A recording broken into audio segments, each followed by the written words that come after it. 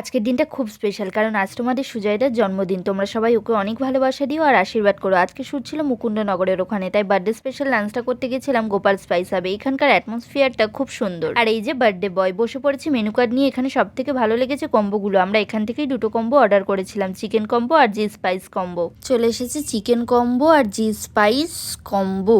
এবার এগুলোকে ট্রাই করার পালা। তোমরা আমাকে দেখেই বুঝে যাবে খাবারগুলো কতটা টেস্টি ছিল, আমার মুখেই সেটা বোঝা যাচ্ছে। ইনি তো খেয়ে পুরো ফিদা হয়ে গেছে। তারপর আমি সব খাবারগুলো একটা প্লেটে নিয়ে নিয়েছি। এগ হাক্কা নুডলস আর চিলি চিকেনটা বেশ ভালো লেগেছে আমার। আর তারপর নিয়েছি পনির বাটার মশালা আর লাচ্ছা পরোটা। এটা তো জাস্ট অসম। আর বিরিয়ানি আর চিকেন কষাটাও আমার ভালোই লেগেছে, বেশ ভালো। সবাই খেয়ে ফুল লোড। আমার ঠান্ডা লেগেছে, ভেবেছিলাম আইসক্রিমটা খাবো না, বাট একটু খেয়ে লোভ সামলাতে পারিনি। নতুন গুড়ের ফ্লেভারটা এত সুন্দর আসছিল। তোমরাও কিন্তু এসো, নন্দীঘাট রাইস মিলের কাছে এই